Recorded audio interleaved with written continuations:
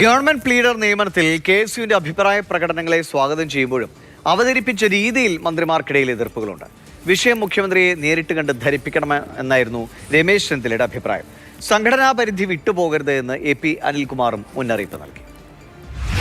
ഇത്തരം പ്രശ്നങ്ങളൊന്നും കോൺഗ്രസിലില്ല. KSU ആൾക്കാർക്ക് എന്തെങ്കിലും പരാതി ഉണ്ടെങ്കിൽ തീർച്ചയായിട്ടും അവരുടെ പരാതി പരിഹരിക്കും, പരിശോധിക്കും. അത് മുഖ്യമന്ത്രി തന്നെ മുൻകൈ എടുക്കുമെന്നാണ് എൻ്റെ വിശ്വാസം. അതിന് ചില രീതികളുണ്ട്. അത് മുഖ്യമന്ത്രിയെ കണ്ടവർക്ക് പറയാൻ കഴിയുന്ന കാര്യമാണ്. കൊടുക്കാത്ത രീതിയിലാണ് അങ്ങനെ അതിൻ്റെ ഒന്നും അതൊന്നുമില്ല. അപ്പോൾ ഗവൺമെന്റ് UDF ഗവൺമെന്റ് ആണെങ്കിൽ യൂത്ത് കോൺഗ്രസും KSU ഒക്കെ അഭിപ്രായം പറയും. ആ അഭിപ്രായം ഉൾക്കൊള്ളേണ്ടത് ഉൾക്കൊള്ളും, തള്ളേണ്ടത് തള്ളും.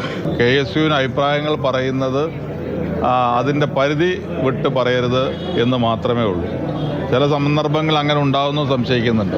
KSUവിൻ്റെ പ്രശ്നങ്ങൾ പാർട്ടികൾക്കും ഗവൺമെൻറ്റുകൾക്കും പരിഹരിക്കാൻ കഴിയുന്നതാണെങ്കിൽ പരിഹരിക്കും. മുഖ്യമന്ത്രിയായിട്ട് ഞാൻ സംസാരിച്ചിരുന്നു. മുഖ്യമന്ത്രി ആ ചടങ്ങ് കഴിഞ്ഞ് വേഗത്തിൽ അദ്ദേഹം മറ്റൊരു പരിപാടിക്ക് പ്രധാനമന്ത്രി പങ്കെടുക്കുന്ന ഒരു ഓൺലൈൻ മീറ്റിങ്ങിലേക്ക് മുഖ്യമന്ത്രി വളരെ പെട്ടെന്ന് പോയി. അദ്ദേഹം KSU പ്രസിഡന്റിനെ കണ്ടില്ല, പുറകിലാണ് ഉണ്ടായിരുന്നു.